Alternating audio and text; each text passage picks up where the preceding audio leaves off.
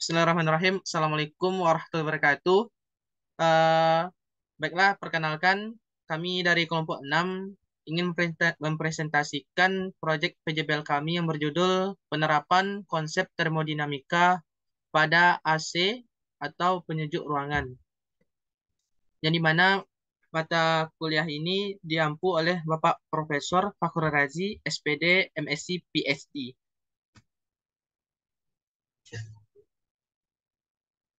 Adapun anggota kelompok kami yang berjumlah 3 orang.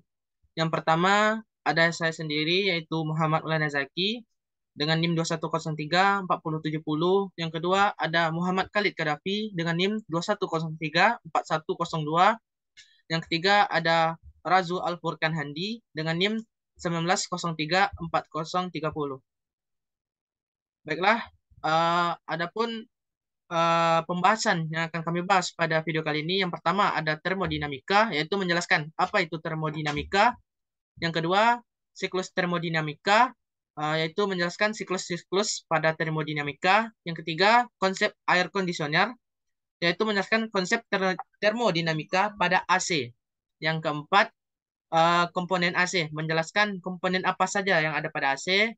Ya, terus yang terakhir, yaitu yang kelima, prinsip kerja AC, yaitu menjelaskan prinsip kerja dari AC. Baik, untuk materi pertama akan dipresentasikan oleh Muhammad Khalid Kadafi. Pada Muhammad Khalid Kadafi, saya persilahkan. Baik, terima kasih pada moderator. Sekarang saya akan mempresentasikan materi tentang yang pertama, termodinamika.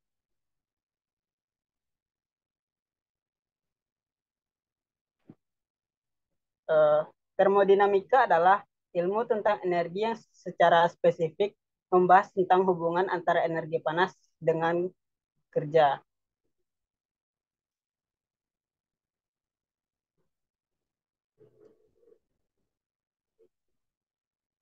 Seperti yang telah kita ketahui bahwa energi di dalam alam dapat terwujud dalam berbagai bentuk. Selain energi panas dan kerja, yaitu energi kimia, energi listrik, energi nuklir, energi gelombang elektromagnetik, energi akibat gaya magnet, dan energi yang lainnya. Energi dapat berubah dari suatu bentuk ke bentuk lain, baik secara alami maupun hasil rekayasa teknologi. Selain itu, energi di alam semesta bersifat kekal, tidak dapat dibangkitkan oleh eh, tidak dapat dibangkitkan atau dihilangkan. Yang terjadi adalah perubahan energi dari satu bentuk menjadi bentuk lain tanpa ada pengurangan atau penambahan. Prinsip ini disebut sebagai prinsip kekekalan energi. Next, yang kedua itu siklus termodinamika. Siklus merupakan proses yang berawal dari suatu keadaan dan berakhir kembali di keadaan semula. Siklus termodinamika adalah proses di mana keadaan awal dan akhir dari sistem adalah identik.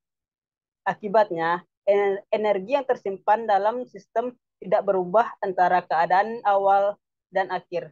Dan hukum pertama termodinamika, terdapat beberapa siklus termodinamika. Mungkin saya akan menjelaskan satu persatu. Yang pertama ada siklus refrigerasi. Siklus refrigerasi didefinisikan sebagai proses ekstraksi panas dari sumber panas suhu rendah, zat atau media pendingin dan mentransfernya ke pendingin bersuhu lebih tinggi. Pendinginan mempertahankan suhu sumber panas di bawah suhu sekitarnya saat mentransfer panas yang diekstraksi dan input energi apapun yang diperlukan ke pendingin udara atmosfer atau permukaan air. Seperti yang kita lihat di PPT, sudah ada tahap-tahapnya, yaitu satu, sistem kompresi uap, kedua, sistem penyerapan, dan ketiga, sistem ekspansi udara atau gas. Next. Yang kedua ada siklus panas, yaitu mesin kalor adalah perangkat apapun yang beroperasi secara terus-menerus dan mengubah panas untuk bekerja. Contohnya terdapat pada mesin pembakaran internal, pembangkit listrik, dan perangkat termoelektrik. Seperti yang bisa kita lihat pada gambar, yaitu penerima panas kiin masuk ke dalam mesin kalor lalu dikeluarkan di Q-out atau penerima mesin dingin, yaitu meningkatkan efisiensi mesin panas adalah subjek yang sangat penting. Next.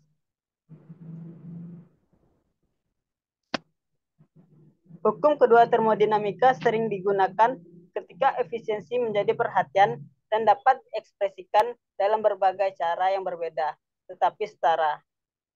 Seperti yang dikatakan oleh Kelvin Planck, tidak mungkin bagi sistem apapun yang untuk beroperasi dalam siklus termodinamika dan menghasilkan jumlah bersih bekerja ke sekelilingnya sambil menerima energi melalui perpindahan panas dan reservoir termal tunggal. Next. Yang ketiga ada siklus motor bakar. Motor bakar adalah salah satu jenis dari mesin kalor, yaitu mesin yang mengubah energi termal untuk melakukan kerja mekanik atau mengubah tenaga kimia bahan bakar untuk menjadi tenaga mekanis. Energinya diperoleh dari proses pembakaran. Proses pembakaran juga mengubah energi tersebut yang terjadi di dalam dan di luar mesin bakar. Berikut adalah contoh gambar dari siklus motor bakar. Next. Ketiga ada air conditioner atau disingkat AC. Next. Air conditioner atau AC merupakan suatu rangkaian atau peralatan atau komponen mesin konversi energi yang berfungsi untuk mengatur atau mengontrol udara di dalam ruangan.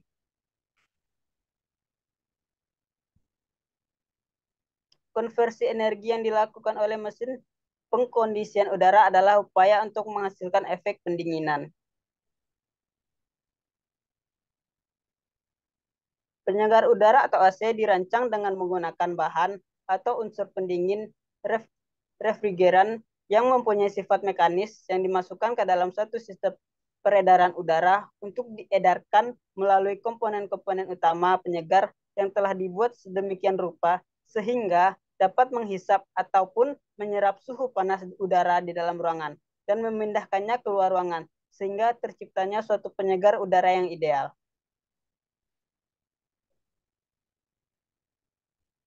Next. Proses refrigerasi, yaitu ada beberapa proses. Yang pertama ada evaporasi. Dalam proses ini, refrigeran menguap pada suhu yang lebih rendah daripada lingkungan dengan menyerap penguapan panas yang berlebih. Selanjutnya ada proses kompresi. Dalam proses ini, refrigeran dikompresi ketekanan dan suhu yang lebih tinggi untuk dikondensasi. Kondensasi adalah proses pengubahan refrigeran dari gas menjadi cair dengan tekanan tinggi. Untuk proses terakhir ada ekspansi dan pelambatan. Pada proses ini, refrigeran cair bertekanan tinggi dialihkan melalui pipa kapiler ke tekanan evaporasi yang lebih rendah. Next. Mungkin sekian penyampaian dari saya kembalikan kepada moderator. Baik, terima kasih pada Khalid Karafi yang telah menyampaikan materinya. Untuk selanjutnya, saya sendiri akan melanjutkan presentasi yang dimana saya akan menjelaskan yang keempat, yaitu komponen. Uh, Komponen yang pertama dan utama yaitu adalah Peltier. Peltier adalah fungsi Peltier adalah menghasilkan efek Peltier yang merupakan fenomena termoelektrik di mana aliran listrik melalui persambungan antara dua konduktor berbeda suhu dapat menghasilkan perubahan suhu di persambungan tersebut. Peltier dapat berfungsi sebagai pemanas atau pendingin tergantung pada aliran listriknya. Ketika arus mengalir melalui persambungan, panas akan dipindahkan dari satu sisi persambungan ke sisi lainnya. Selanjutnya yang kedua itu ada kipas. Fungsi kipas pada AC atau air conditioner adalah untuk mengatur sirkulasi udara di dalam ruangan yang sedang didinginkan atau dipanaskan oleh AC. Kipas pada AC memiliki beberapa fungsi penting, yaitu yang pertama, mengedarkan udara. Kipas pada AC membantu mengedarkan udara di dalam ruangan sehingga udara dingin atau hangat dihasilkan oleh unit pendingin AC dapat tersebar merata. Ini membantu menciptakan kenyamanan termal di seluruh ruangan dan mencegah adanya daerah dengan suhu yang tidak merata. Yang kedua, ada meningkatkan efisiensi pendinginan atau pemanasan. Dengan mengedarkan udara di dalam ruangan, kipas AC membantu mempercepat proses pendinginan atau pemanasan. Udara yang lewat di sekitar unit pendingin AC dapat membawa panas atau dingin ke seluruh ruangan dengan lebih cepat sehingga suhu yang diinginkan dapat tercapai lebih efisien. Yang keempat, yang ketiga yaitu membantu sirkulasi udara segar. Uh, Kipas pada AC juga membantu dalam sirkulasi udara segar dari luar ruangan. AC biasanya dilengkapi dengan filter udara yang membantu menyaring debu, kotoran, dan partikel lainnya dari udara luar sebelum mengalirkan ke dalam ruangan. Kipas membantu masukkan udara segar melalui filter ini dan menghilangkan udara kotor atau pengap di dalam ruangan. Yang keempat yaitu membantu pengeringan udara.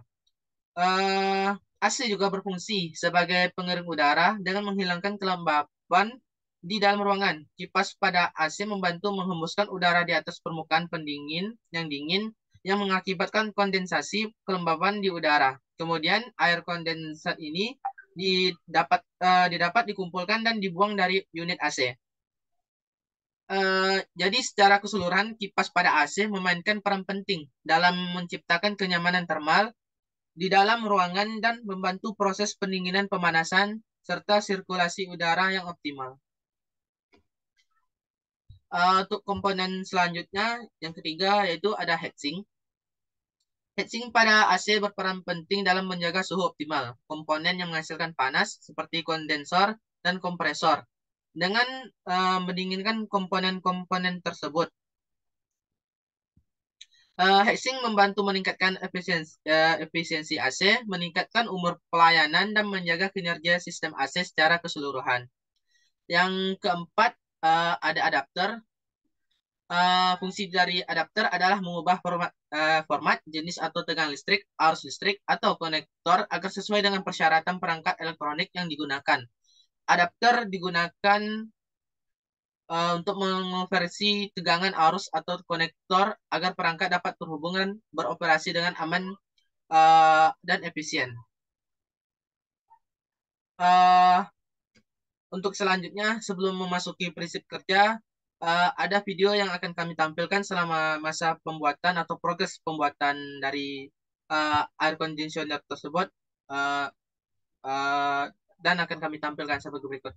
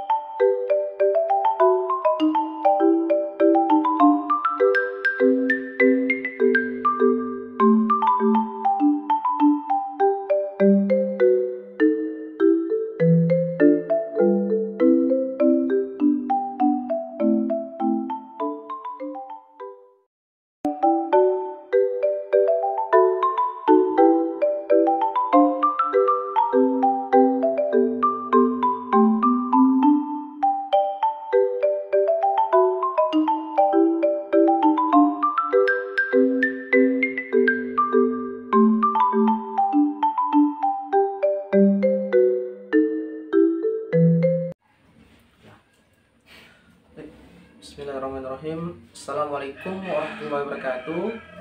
Perkenalkan, kami dari kelompok 6 yang dimana beranggotakan 3 orang. Yang pertama ada saya sendiri, Muhammad Maulana Zaki, dan sebelah saya ada rekan saya. Izin memperkenalkan diri, perkenalkan nama saya Muhammad Khalil Kadafi. Dan untuk satu lagi rekan saya ada berhalang hadir. Baik, di sini judul dari proyek PJBL kami untuk termodinamika yang dimana diampu oleh Bapak dosen kami itu Bapak Fahru Razi, yaitu judulnya yang kami ambil yaitu penyejuk udara Peltier.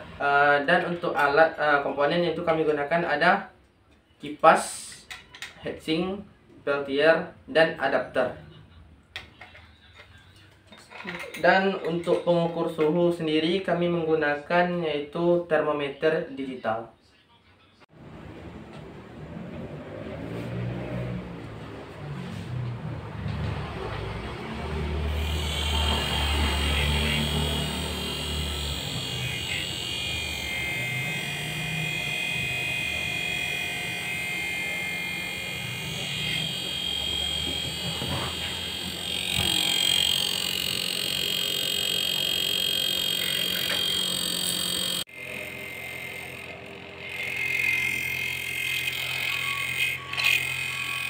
Jadi suhu yang kami dapat yaitu 28,6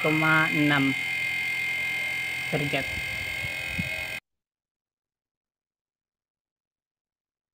Baik, itulah tampilan video selama kami progres dan hasil dari data yang didapatkan yaitu suhunya berada di 28 derajat, 7, yang dimana pada saat itu kondisi di siang hari dengan derajat ruangan sekitar 30 derajat. Jadi ada penurunan. Untuk selanjutnya yaitu yang kelima itu prinsip kerja. Jadi prinsip kerja dari Peltier dalam kondisi pendinginan, keunggulan utama dari elemen Peltier adalah cairan yang bersirkulasi di dalamnya. Ukurannya yang kecil dan bentuknya yang mudah untuk didesain, perangkat Peltier ini merupakan alternatif dari pendingin udara di mana pelat Peltier itu sendiri akan menjadi konverter heatsink. Untuk gambar Peltier telah saya tampilkan, bisa dilihat pada layar. Prinsip kerja Peltier ada 2 pelat yang memiliki dua pelat keramik atau semikonduktor unik yang dipisahkan oleh tiang atau oleh satu tipe N, yaitu semikonduktor memiliki tingkat energi yang lebih tinggi, dan tipe P lainnya yaitu semikonduktor yang memiliki tingkat energi lebih rendah yang memiliki elektron.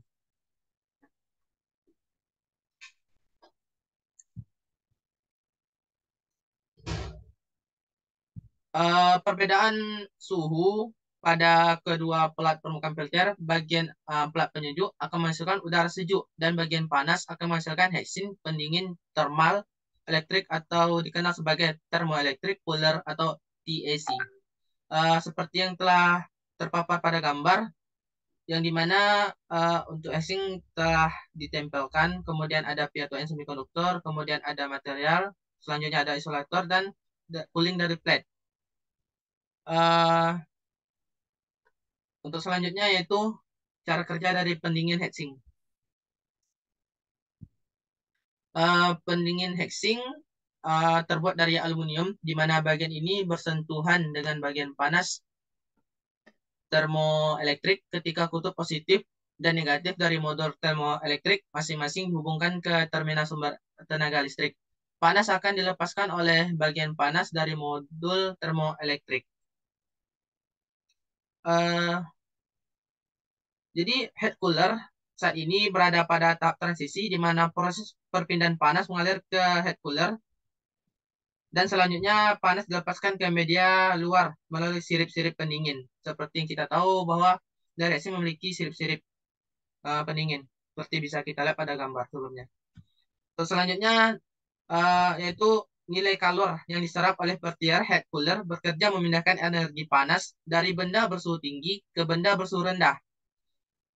Nilai kalor yang diserap Plat Peltier, yaitu banyaknya kalor yang diserap untuk mendinginkan suatu ruangan. Dapat diketahui dengan menggunakan rumus di bawah ini. Jadi yaitu rumusnya Q sama dengan M dikali CP dikali delta T.